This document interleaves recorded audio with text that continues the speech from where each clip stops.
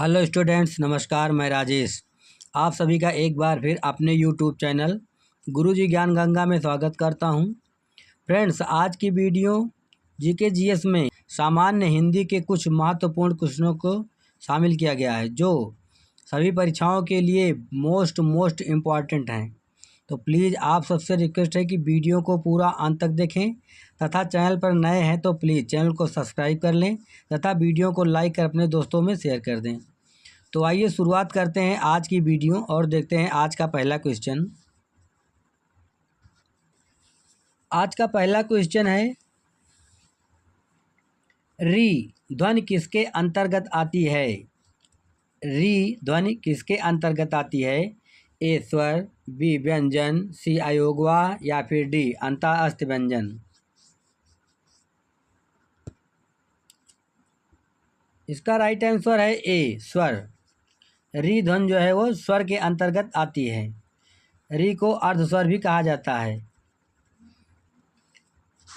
तो इसका right answer है ए। अगला क्वेश्चन है, हिंदी वर्णमाला में संयुक्त वर्ण कितने होते हैं? हिंदी वर्णमाला में संयुक्त वर्ण कितने होते हैं? ए 2, बी 4, सी 6 या फिर डी 8।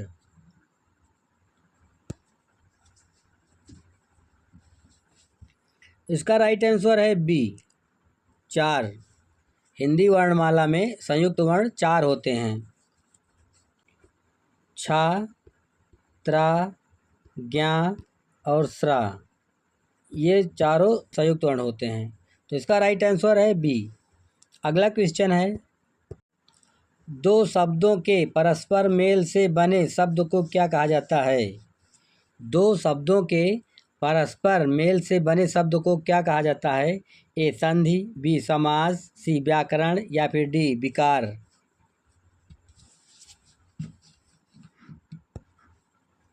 इसका राइट आंसर है बी समास। दो शब्दों के परस्पर मेल से बने शब्द को समास कहा जाता है, जबकि दो वर्णों के मेल से बने शब्द को संधि कहा जाता है। काव्य की शोभा बढ़ाने वाले तत्वों को क्या कहा जाता है? ए रस, बी छंद, सी अलंकार या फिर डी समास। इसका राइट आंसर है सी अलंकार। काव्य की शोभा बढ़ाने वाले तत्वों को अलंकार कहा जाता है। तो इसका राइट आंसर है सी। अगला क्वेश्चन है, निम्नलिखित में से कौन सा चिन्ह अल्प विराम का है? निम्नलिखित में से कौन सा चिन्ह अल्प विराम का चिन्ह है? देखकर बताइए। और यदि आप सबको इस क्वेश्चन का आंसर आता है तो प्लीज़ कमेंट बॉक्स में दीजिए कि अल्प विराम का चिन्ह कौन सा है। इसका राइट आंसर है बी। बी जो है वो अल्प विराम का चिन्ह है, जबकि ए जो है वो कामा का चिन्ह है, सी फुल स्टॉप जिसे पूर्ण विराम तथा डी विसर्ग का चिन्ह है जिसे आनुपातिक चिन्ह भी कहा जाता है। तो इसका राइट आंसर है बी। इसे इंग्लिश में सेमीकोलन कहा जाता है। अगला क्वेश्चन है, राम कुर्सी पर बैठा है। राम कुर्सी पर बैठा है में कौन सा कारक होगा? ए कर्ता कारक, बी कर्म कारक, सी संबंध कारक या फिर डी अधिकरण कारक। इसका राइट आंसर है डी अधिकरण कारक। राम कुर्सी पर बैठा है, तो इसका राइट आंसर है डी अधिकरण कारक। अगला क्वेश्चन है, हिंदी किस भाषा परिवार की भाषा है? हिंदी किस भाषा परिवार की भाषा है? ए द्रविड़, बी आस्ट्रिक, सी भारोपीय या फिर डी चीनी तिब्बती।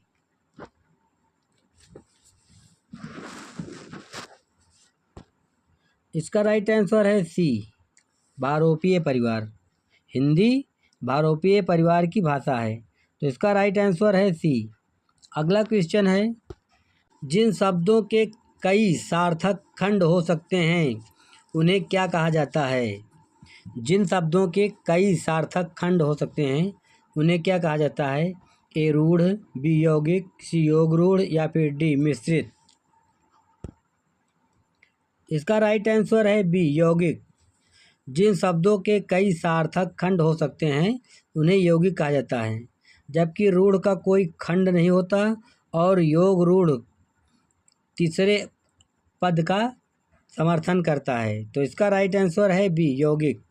अगला क्वेश्चन है, किसी व्यक्ति, वस्तु या स्थान के नाम को क्या कहा जाता है? किसी व्यक्ति, वस्तु या स्थान के नाम को क्या कहते हैं? ए संज्ञा, बी सर्वनाम, सी क्रिया या फिर डी विशेषण। इसका राइट आंसर है ए, संज्ञा। किसी व्यक्ति, वस्तु या स्थान के नाम को संज्ञा कहते हैं। तो इसका राइट आंसर है ए। अगला क्वेश्चन है, संज्ञा के बदले प्रयुक्त होने वाले शब्द क्या कहलाते हैं? संज्ञा के बदले प्रयुक्त होने वाले शब्द क्या कहलाते हैं? ए संज्ञा, बी सर्वनाम, सी क्रिया या फिर डी क्रिया विशेषण। इसका राइट आंसर है बी, सर्वनाम। संज्ञा के बदले प्रयुक्त होने वाले शब्द सर्वनाम कहलाते हैं। तो इसका राइट आंसर है बी। अगला क्वेश्चन है, तुलसीकृत शब्द में कौन सा समास है? तुलसीकृत शब्द में कौन सा समास है? ए अव्ययी भाव समास, बी तत्पुरुष समास, सी कर्मधारय समास या फिर डी बहुब्रीहि समास। इसका राइट आंसर है बी, तत्पुरुष समास। तुलसीकृत, तुलसी द्वारा रचित, तो यहाँ पर तत्पुरुष समास होगा। तो इसका राइट आंसर है बी। अगला क्वेश्चन है, संस्कार शब्द में उपसर्ग बताइए। संस्कार शब्द में कौन सा उपसर्ग है? ए सन, बी सम, सी संस या फिर डी कार।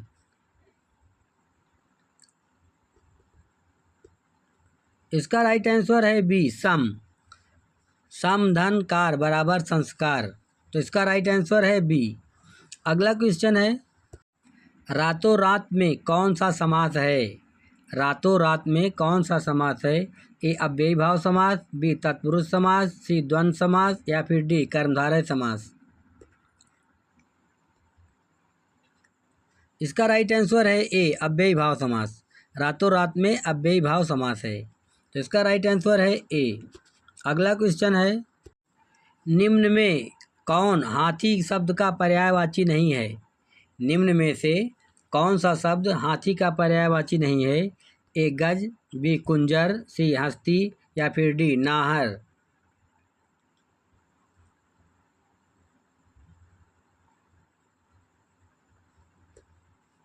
इसका राइट आंसर है डी, नाहर। नाहर शब्द जो है वो हाथी का पर्यायवाची नहीं है, जबकि गज, कुंजर और हस्ती ये तीनों हाथी शब्द के पर्यायवाची हैं। तो इसका राइट आंसर है डी, नाहर। अगला क्वेश्चन है, भूषण किस काल के कवि हैं? भूषण किस काल के कवि हैं? ए वीरगाथा काल, बी भक्ति काल, सी आदिकाल या फिर डी रीतकाल। भूषण किस काल के कवि हैं? वीरगाथा काल, भक्ति काल, आदिकाल या फिर रीतकाल। इसका राइट आंसर है डी, रीतकाल। भूषण रीतकाल के कवि हैं। तो इसका राइट आंसर है डी। अगला क्वेश्चन है, छंद कितने प्रकार के होते हैं? छंद कितने प्रकार के होते हैं? ए 2, बी 3, सी 4 या फिर डी 5। छंद कितने प्रकार के होते हैं? 2, 3, 4 या फिर 5। इसका राइट आंसर है बी, 3।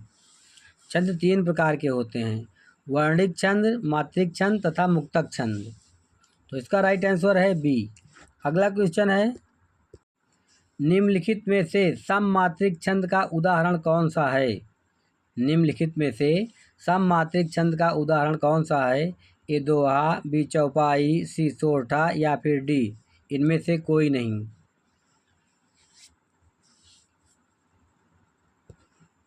इसका राइट आंसर है बी, चौपाई। चौपाई जो है वो सममात्रिक छंद का उदाहरण है, जबकि दोहा, सोरठा ये दोनों अर्ध सममात्रिक छंद हैं। तो इसका राइट आंसर है बी। अगला क्वेश्चन है, छंद का उल्लेख सर्वप्रथम किस वेद में मिलता है? छंद का उल्लेख सर्वप्रथम किस वेद में मिलता है? ए ऋग्वेद, बी सामवेद, सी यजुर्वेद या फिर डी अथर्ववेद।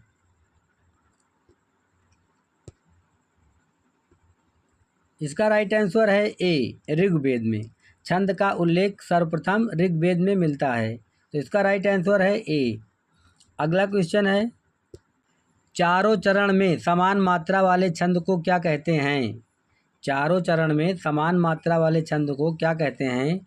ए अर्ध सममात्रिक छंद, बी सममात्रिक छंद, सी विषम मात्रिक छंद या फिर डी मुक्तक छंद।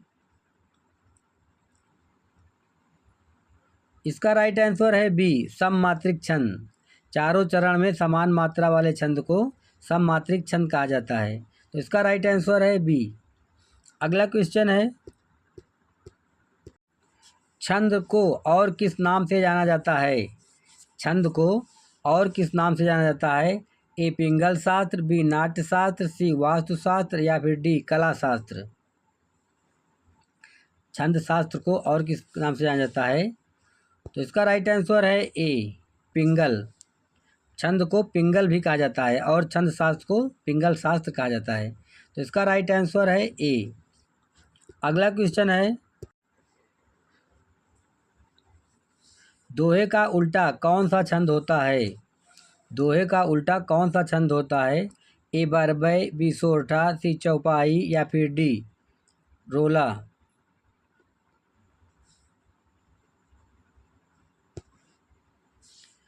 बरबई, सोरठा, चौपाई या फिर रोला। इसका राइट आंसर है बी सोरठा। दोहे का उल्टा सोरठा होता है, तो इसका राइट आंसर है बी। अगला क्वेश्चन है, निम्नलिखित में से अर्धसममात्रिक छंद कौन सा है? निम्नलिखित में से अर्धसममात्रिक छंद कौन सा है? ए रोला, बी दोहा, सी चौपाई या फिर डी कुंडलियाँ। इसका राइट आंसर है बी दोहा। दोहा और सोरठा ये दोनों अर्धसममात्रिक छंद होते हैं, जबकि रोला, चौपाई और कुंडलिया ये सभी सममात्रिक छंद हैं, तो इसका राइट आंसर है बी। अगला क्वेश्चन है, चौपाई के प्रत्येक चरण में कितनी कितनी मात्राएं होती हैं? चौपाई के प्रत्येक चरण में कितनी मात्राएं होती हैं? 11, बी 13, सी 16 या फिर डी 24। इसका राइट आंसर है सी 16 मात्राएं। चौपाई के प्रत्येक चरण में 16 मात्राएं होती हैं, तो इसका राइट आंसर है सी। अगला क्वेश्चन है, हिंदी में गणों की संख्या कितनी है? हिंदी में गण की संख्या कितनी है? ए 4, बी 5, सी 7 या फिर डी 8। इसका राइट आंसर है डी 8। हिंदी में गणों की संख्या 8 है। अगला क्वेश्चन है, कितने अक्षरों के समूह को गण कहा जाता है? कितने अक्षरों के समूह को गण कहा जाता है? ए 2 अक्षरों के समूह को, बी 3 अक्षरों के समूह को, सी 4 अक्षरों के समूह को या फिर डी 5 अक्षरों के समूह को। इसका राइट आंसर है बी 3 अक्षरों के समूह को। 3 अक्षरों के समूह को गण कहा जाता है, तो इसका राइट आंसर है बी। अगला क्वेश्चन है, छंद की आत्मा या प्राण किसे कहा जाता है? छंद की आत्मा या छंद के प्राण किसे कहा जाता है? ए यति, बी गति, सी लय या फिर डी तुक।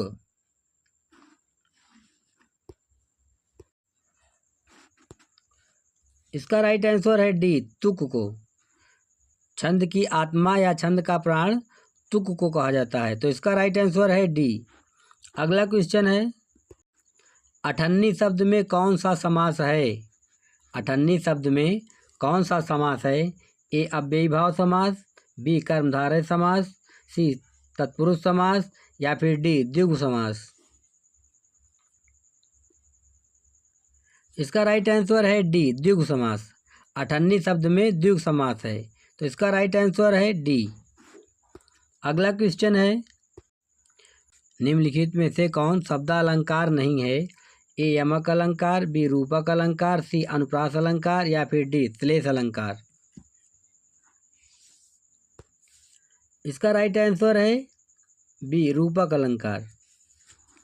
रूपक अलंकार शब्द अलंकार का भेद नहीं है, जबकि यमक, अनुप्रास और श्लेष ये तीनों शब्द अलंकार के भेद हैं और रूपक अलंकार अर्थ अलंकार का भेद है।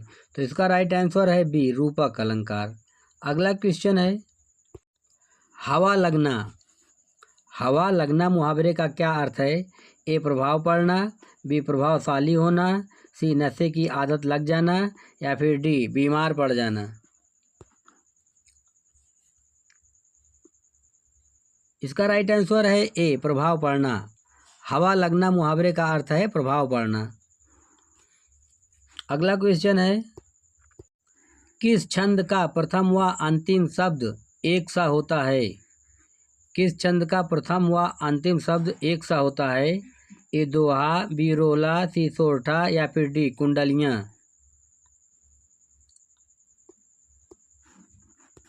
इसका राइट आंसर है डी, कुंडलियाँ। कुंडलियाँ छंद का प्रथम व अंतिम शब्द एक सा होता है। तो इसका राइट आंसर है डी, कुंडलियाँ। फ्रेंड्स, अगला क्वेश्चन आप सबके लिए है। इस क्वेश्चन का आंसर आप सबको कमेंट बॉक्स में देना है कि दोहा का उल्टा क्या होता है? दोहा का उल्टा क्या होता है? ए, रोला, बी, सोरठा, सी, कुंडलियाँ, या फिर डी, बरबय। हमें उम्मीद है कि आप सबने यह वीडियो पूरा देखा होगा और इस क्वेश्चन का आंसर अवश्य ही कमेंट बॉक्स में दे देंगे। तो आपसे रिक्वेस्ट है कि इस क्वेश्चन का आंसर आप सब कमेंट बॉक्स में दें। तो फ्रेंड्स, आज के वीडियो की यह श्रृंखला यहीं समाप्त हुई। यदि आप सबको यह वीडियो पसंद आया है तो प्लीज़ वीडियो को लाइक कर अपने दोस्तों में शेयर कर दें। तो फ्रेंड्स, फिर मिलेंगे अगली ऐसी ही महत्वपूर्ण वीडियो में। तब तक के लिए जय हिंद, जय भारत, वंदे मातरम।